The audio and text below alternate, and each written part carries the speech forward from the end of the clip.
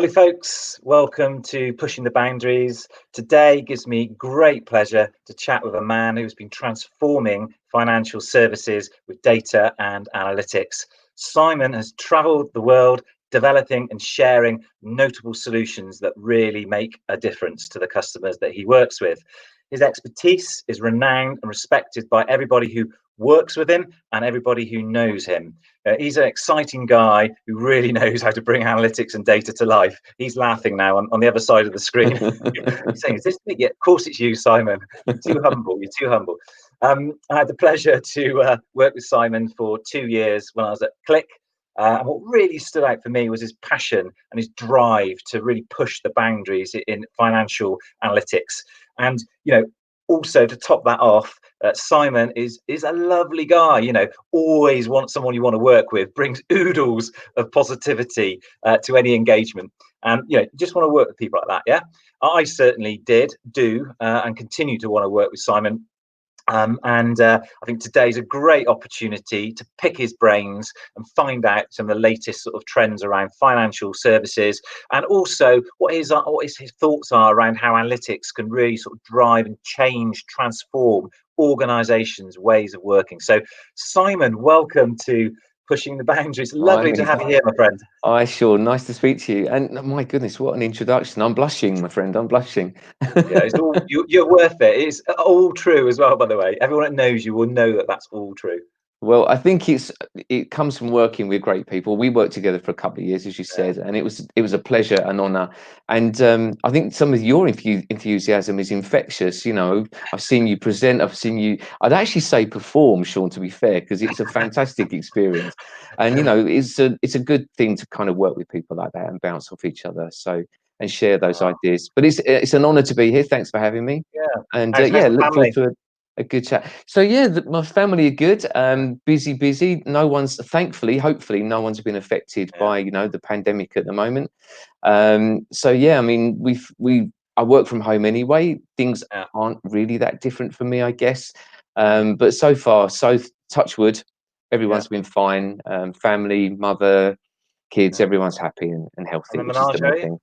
Sorry, say again. Menagerie of animals? What Oh, you got? the animals, goodness me, yeah. So for anyone, Tell people what you got, Simon. Come on. so for anyone that knows, we have a couple of dogs. They're the kind of the ones that live in the house. Then Yeah. we have at the moment we have 6 horses, and we have Six. two, yeah, 6 horses and two pygmy goats. Which was my wife's 40th birthday present, believe it or not. Sorry. Um, Sorry. You hear this now. You gave your wife pygmy goats on her 40th birthday present. when she it was that or a trip to Canada. What can I say? We were going to do Canada, and she said, "No, I want the pygmy goats." Let me just write that down. Note for Mrs. Price. Hold on. Yeah, exactly. Oh, they're fun. They're good fun. So yeah, they keep me active, keep me healthy. Every Yeah. morning, get up, sort the animals out, do Yeah. a good dog walk. Yeah. Yeah. I follow some of the stuff Well, that you yeah. do on social about, Yeah. looking after yourself, being Yeah. healthy. It's about the mind, looking after the mind. It's so important. It's Yeah. as much as anything else. It's about getting out, getting some fresh air. I've always love living outdoors and stuff like that. So, Yeah. yeah, it's all good. It's all You're good. looking very fit, so it must be working. Well, I don't know about that. Like lockdown, I've probably had a little bit too much cake. My youngest daughter's off school. She's 17, and she's Yeah. uh, she's discovered baking brownies, and she's really good at it. So she's Oh, found a Millie's cookies recipe. So we've had a few yeah. of those, and we've had some brownies. So yeah, it means I just have to walk the horses faster. They just get marched along a bit quicker when we put them out. So. Oh dear, absolutely. So I'm not quite sure how to get the link from brownies to financial Oh, analytics. Must be a link there's there always a somewhere. link. There's always a link. I'm sure we There's can always a find link in there. Yeah. it. So I think as we kick off, Simon, I could talk to you about stuff for forever, to be honest. But in terms of what gets you out of bed every day, apart from the llamas and the goats and what have you, but what gets you out of bed every day? What drives you to make a difference, Simon, in your profession? So that's a good question. And the thing that I've always lived for, to be honest, I suppose, is helping people. It's in my DNA. It's what I love to do the most. Whether it's family, whether it's colleagues, whether it's customers, that really is just it's what drives me. It's the ability to help people, but also that leads to solutions, which is for me, always needs to be a win-win solution. If we can find something that works for everybody, and that's actually something that I'm really passionate about. And I only really realized it about, it kind of dawned on me 10 years ago that that was what I really love to do.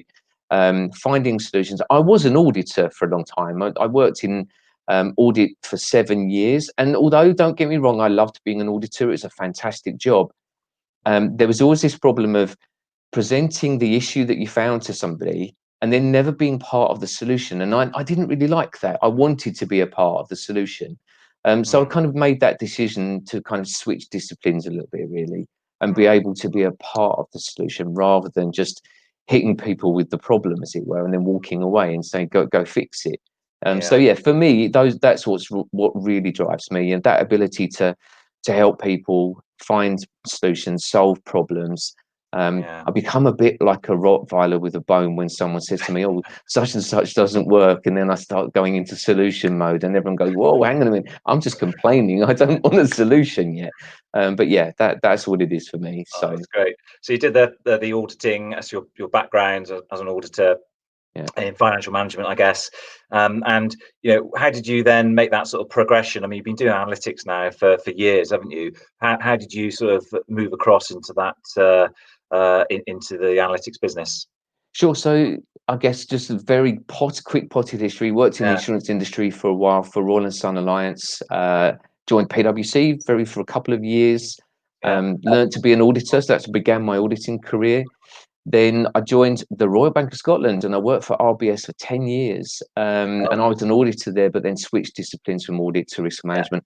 But all of the time, behind all of that, I've always been a bit of an IT geek, I suppose. yeah, It's just something I'm really interested in.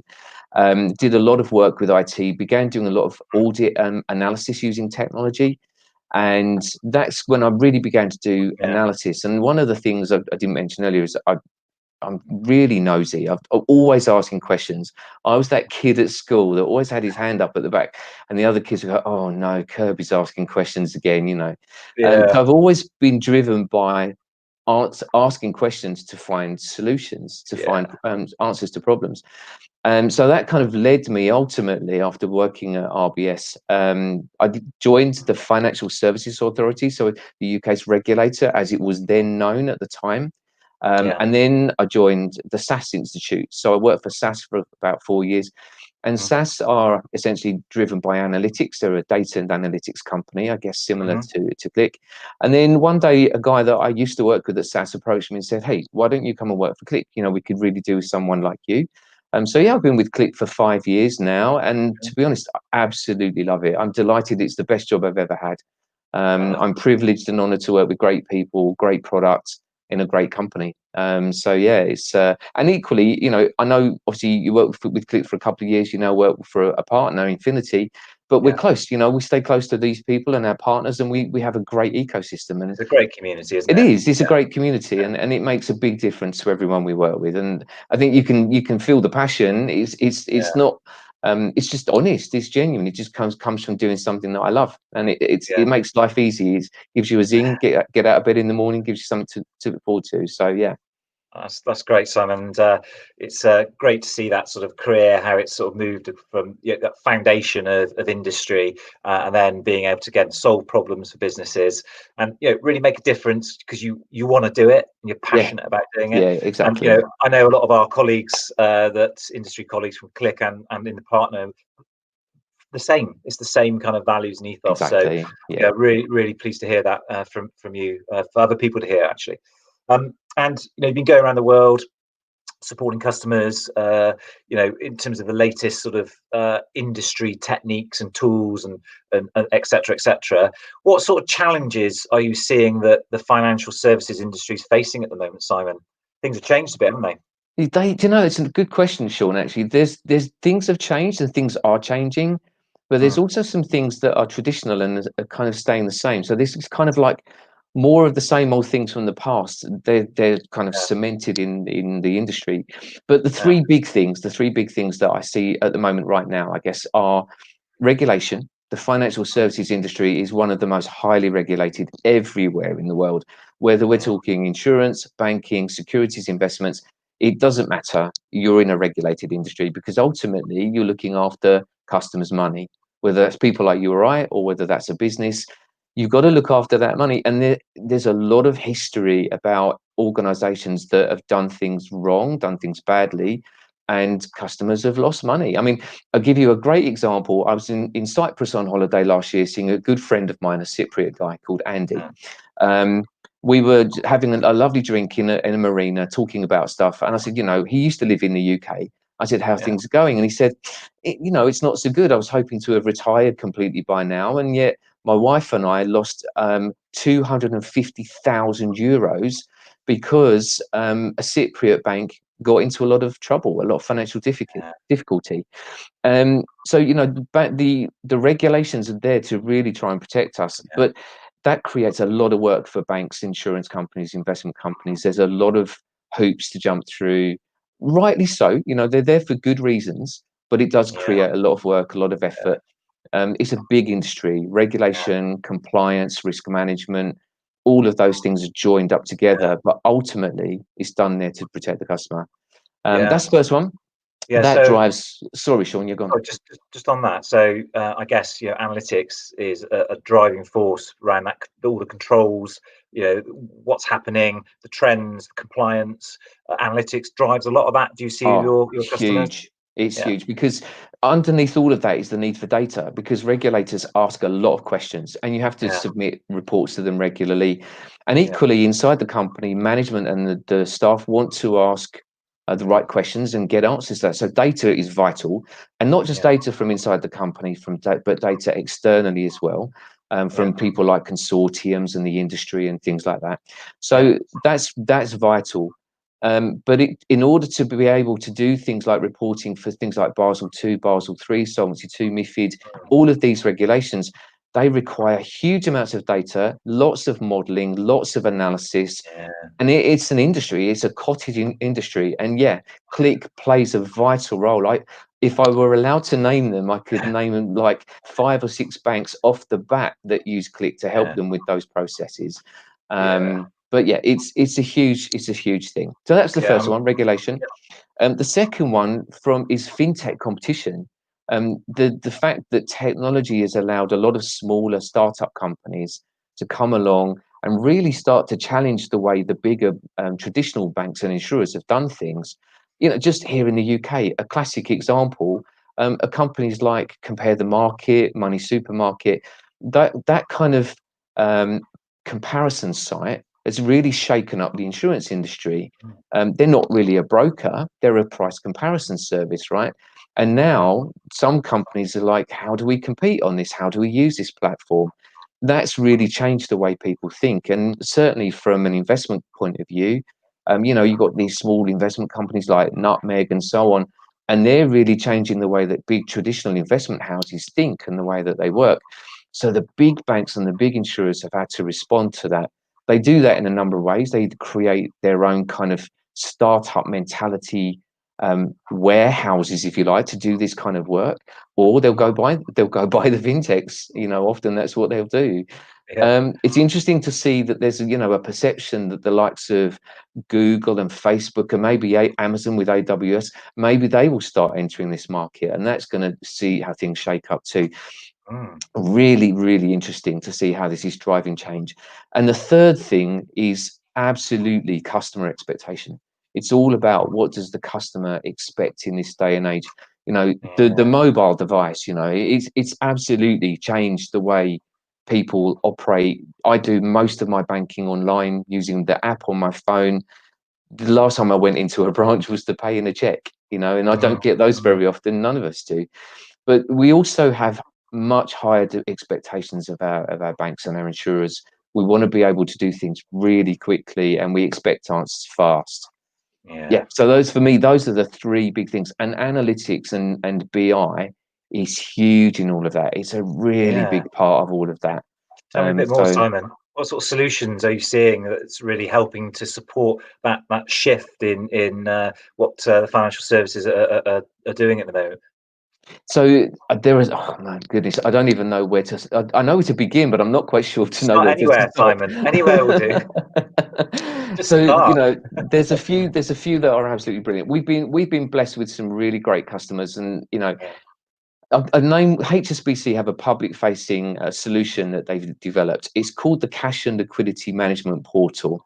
So it's a business to business solution. It's aimed for HSBC to their large business customers. Yeah. What it actually does is it's a solution that allows treasurers in their business customers to analyze their banking balance and their cash position at any given point in time. And it used to take HSBC several days to provide them with this information. And Mm. now they can give it to them in real time. You know, the customer logs into a Yeah. portal. Yeah. They can see their cash balances, not just with HSBC, but they can also pull in that information from any bank. And there's a principle in the UK banking system called open banking, and Mm. that's allowed the banks to share information with each other. And HSBC are working with this and actually being able to present this information back to their customers. And Mm. it's a fantastic solution. Qlik drives it. It's at the heart of everything. It pulls Mm. together all of the data. It models all of that data together, and then of course applies the security so that you can only access the information you're allowed to see. And Yeah. it's a fantastic solution. I mean, once you share this video, Sean, what we'll do is we'll sort of complement that with a link to the website. So it's a public Oh, facing thing. great. People can Yeah. see it. There's a lovely little sort of 3-minute video that showcases it. Yeah. It's superb. That's one thing. What a great And I guess example. Yeah. it's a fantastic solution, and Yeah. using Qlik in its really powerful way of being embedded, and Yeah. you can build custom solutions with ClickSense, which Yeah. is great. And another one, the guys watching this may know we have a luminary program. Hmm. There's a number of people that sign up to be Qlik luminaries. One of those is a chap called Nick Bluden, who works for Lloyd's of London. Yeah. No, Lloyd's Nick. of Yeah. London is the insurance marketplace based in the Yeah. city.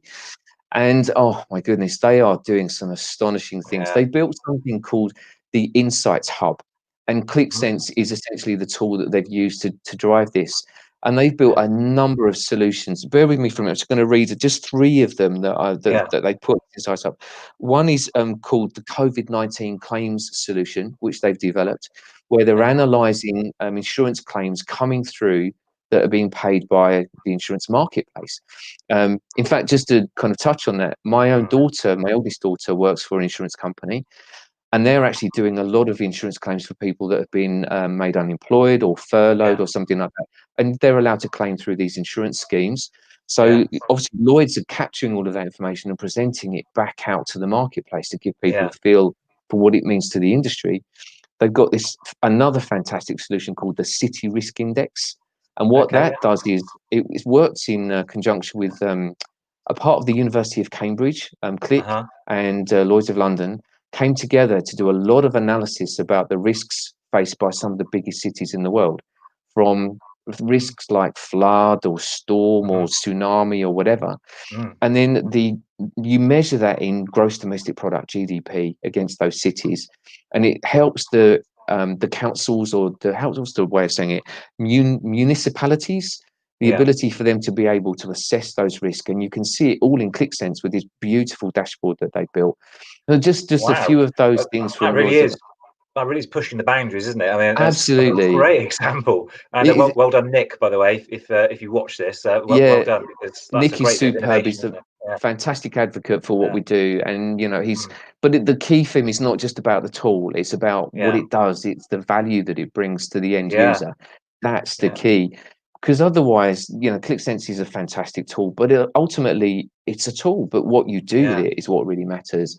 And yeah, just some fantastic things on that Insights Hub from Lloyd's of London. Just two Yeah. really great examples of things that we're seeing, you know, being done with the Yeah. technology. So yeah, really good. Brilliant. So I think, people should definitely go and find out a little bit more. I think Nick may have posted some bits and pieces on LinkedIn over time about the Insight Hub, I think, if I can He remember. has. Yeah. But I'm sure he's a lovely guy. I'm sure people reach out and interested to find out a bit more. I'm sure he would be willing to give a bit more information. So Yeah, and I that's think yeah, just to if you allow me a minor plug, right? We've got yeah, we've got yeah. Go ahead. Qlik World coming up, which is our online virtual event later this month, and Yeah, I'm pretty sure Nick is doing a session on that. He's yeah. delivering something through there, so you know, fingers crossed we'll Oh, be able to see fantastic. more of him, Yeah. and also lots of great Free to stories register, and. isn't it, this year? Sorry? Free to register, isn't it? Free to Well, register. Yeah, we've yeah, currently got over 15,000 yeah. people have registered for it this year, which is fantastic. Wow, Loads of great 15,000. content, Oh, loads of great content, loads of great yeah, stories. Yeah, it's yeah, going to be a good event. And the nice thing is, of course, yeah, you can dip in, dip out as you want. And I think yeah. normally we do these events in America, but now Mm, we can reach everyone globally, and that's a mm, fantastic. So COVID-19 has had some positives, I guess, in that sense. yeah. So, Well, that's a really good point. And for professionals out there, and from a technical point of view or from a business point of view, understanding those success stories, learning. Actually, a lot of people are not just interested in the great things that have happened, but what about that journey around what you learned, what went wrong sometimes. And I know a lot of those sessions, the professionals that go and give those sessions, they really do, don't they? They give the insight to what went well, but also yeah, what didn't go well. What have yeah.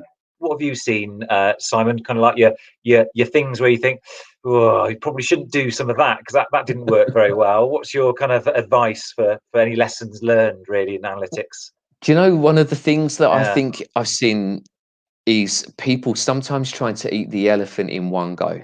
Do you know yeah, what I mean? They yeah, have this idea that yeah, then grows and grows and grows, and they don't do anything because they want to do yeah, almost everything all in one go, and often it just doesn't work. I yeah, believe that humans behave when we can take those little steps. It's a bit like learning as a child.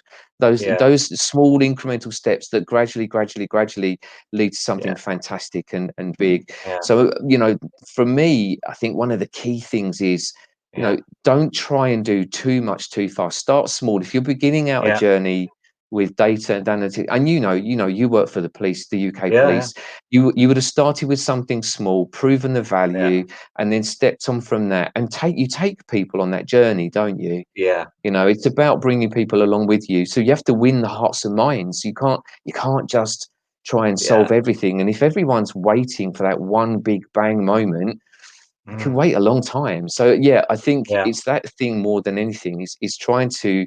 I've seen a few projects that were really, really big and had massive ambition. And mm, sometimes you think if you just start with just doing a part of that for a smaller part of the community and then gradually expand it, it would have been a success. Whereas sometimes, yeah, these things fail. And so, yeah, yeah. that would be one of the key Great, things I've great seen. tip.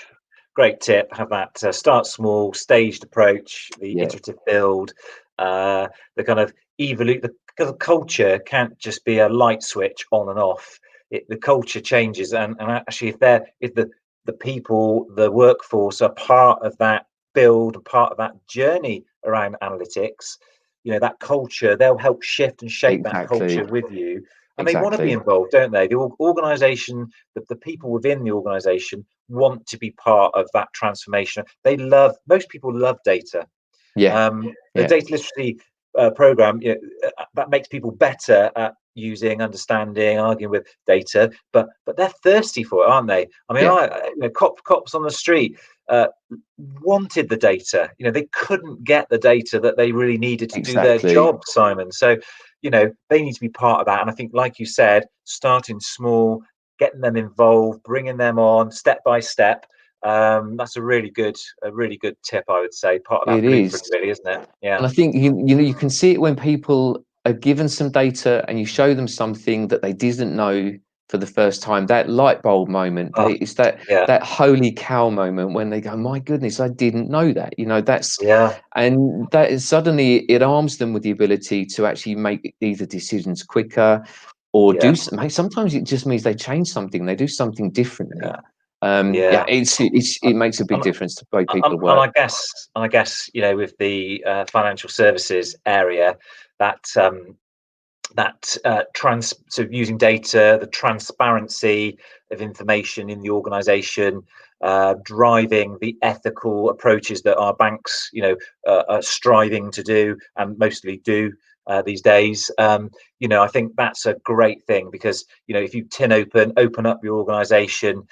I used in the police the same kind of principle where we opened up the whole organization for an open and transparent, uh, you know, data approach. Mm, Um, it really does change cultures and allow sustainable way of working that gets the confidence in the public, in the customers, and that's what you need. Data really does shift culture, doesn't it? It really can. It really can. I think it's really important because I think one of the three things I mentioned earlier that's Yeah. driving financial services change is the customer experience and the customer expectation. Mm, But if you can use data to help you service your mm, customers in a really good way, because you actually know the transactions, you know the fact that they made a complaint, you service yeah. that complaint well, you've tried to help them solve that problem. Yeah. If you've got all of that information and it means that you can provide a better service, it gives the company that feel good factor. You're doing it for the right Mm, reasons. You're not just doing it to make money. You're not doing it just to be the mm, biggest, best bank in the world. You're actually doing it, when you look at a lot of the financial services industry, they give a yeah. huge amount back. I mean, we're privileged to work with some fantastic people at Nationwide, and Mm, they have this real giving culture as well. They give a lot back mm, to their clients, their customers, their communities.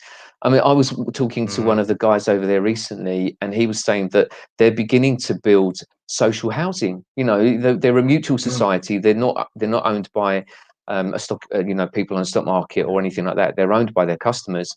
So they've actually decided to give back the principle of what they began with, which is mm, putting back something into the community. But they're using data to help them do it. They're mm, using Qlik as a part of that and helping to actually decide, where do we do it, what's the right thing to do.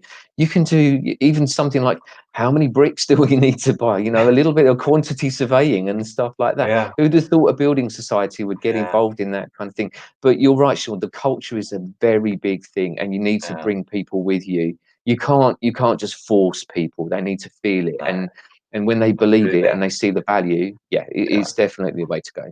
Yeah, I'd always say that one of the first questions is, to anyone in the organization, how can I make your job easier? How can I help you do your job, basically, with data analytics?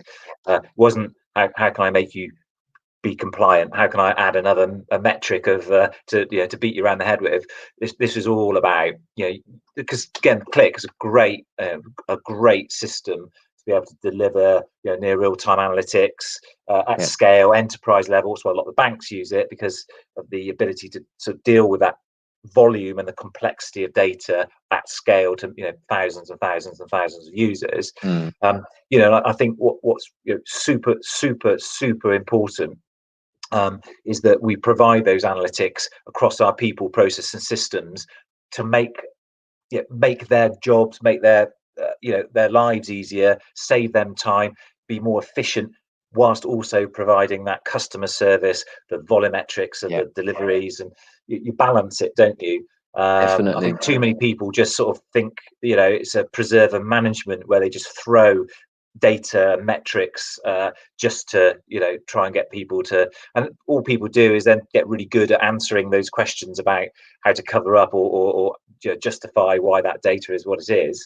Yeah. But if you throw it around the other way, build it up from the bottom up, then you get a real opportunity to shift cultures around the use of data, don't you? Yeah, um, absolutely, 100%. yeah. And you can see that when organizations embrace it and they Mm, actually begin to use that in the right way for the right reasons, yeah. the benefits are huge from all angles that you look at it, from both cost Yeah. saving, revenue generation, customer support, etc. That Yeah. it can do a lot of good. It can Yeah. do a huge amount of Yeah. good. Yeah, yeah, It's great, and good to hear the stories, like going back Nationwide, and the fact that, you hear a lot of bad stories in the press, don't you?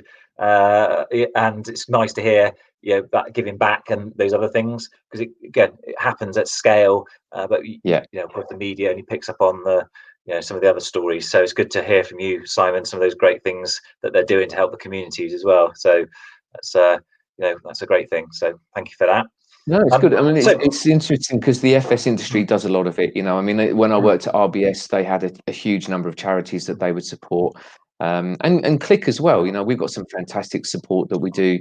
Qlik.org, Julie Kay is our VP of yeah, Qlik.org, and we yeah, work with some amazing companies and do some great things. So yeah, I think it's an important part for any business these days, isn't it, to kind of give yeah, back to the community, because ultimately that's what keeps yeah. keeps businesses working. So. Definitely, it Yeah, was really good, really good bit of advice there and good value.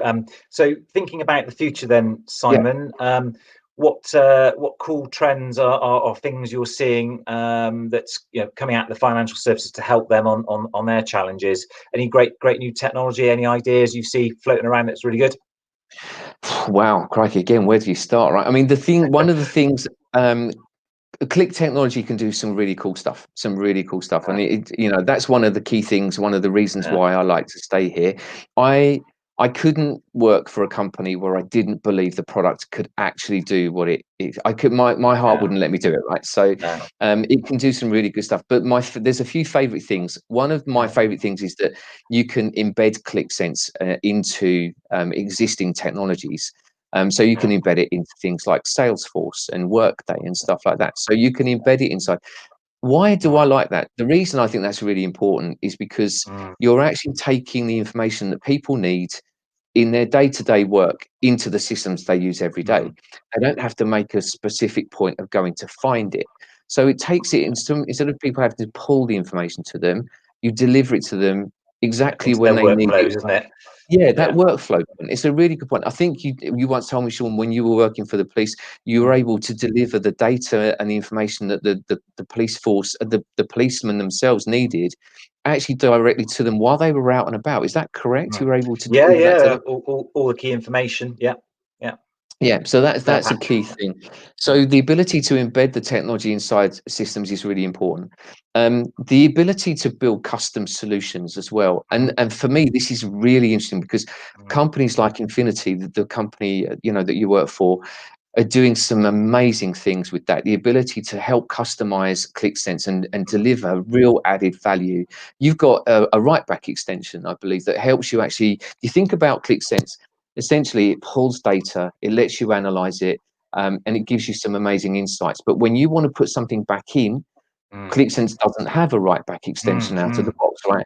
So the ability to take that information and be able to complement it with information that you need to add in, and then Mm. the ability to use that and collaborate with other people and then Yeah, create that conversation. When yeah, you pull data in, you can ask questions of it and turn that into a conversation. yeah. Suddenly, it literally comes to life. And I'm not exaggerating. It literally comes to life. Mm, In the ability to kind of mm, use something like Forms, Infinity Forms, to do that, yeah, it's transformational. I think that's going to be yeah. a really big thing. A really big Yeah, thing. that's really great to hear, and thank you. But speaking to some of our customers that have been using it, so on pushing the boundaries, you had Rob O'Neill from Morecambe Bay. Yeah, Yeah, yeah, they spun up in their command center a Forms version to support their COVID work. Within hours, they had a solution up and running, and bringing that people and technology together, that conversation like you were talking about, is so important in the world. yeah, Still, the oil of the world is how people work together and collaborate and how they use technology. It's not just about the technology itself. So that's great to hear. What other sort of trends are you seeing? Sort of anything around the predictive side? I know we've got a lot of pushing boundaries with data robots and other equivalent tools. What are you yeah. seeing at the moment? Yeah, it's a really good point actually because we've built some really nice connectors that allows Mm, ClickSense to work with Data Robot, with R and Python and things like that. And a number yeah, of our customers are really beginning to embrace that. And yeah, it's a kind of an important point, just to kind of touch on this briefly. A yeah. lot of people said, "Have you built R code into the product?" And the Mm, answer is no. Why would we do that? You've already mm, developed a lot of things in things like R and Python. If mm, we were to ask you to build them inside mm, ClickSense, then you'd have to throw away what you've done already and redo it, and that doesn't make any sense.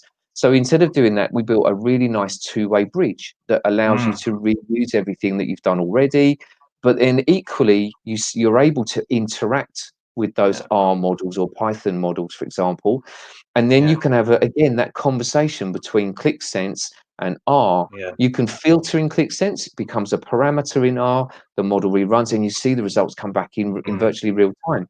If the model runs that quickly, of course. But it is fascinating to see that working. Got some really interesting insurance customers I'm working with right now doing yeah. exactly that, being able to do some predictions around Mm, if the amount of water that we get from rainfall increases by X percentage, what could that mean for our claims, our policyholders?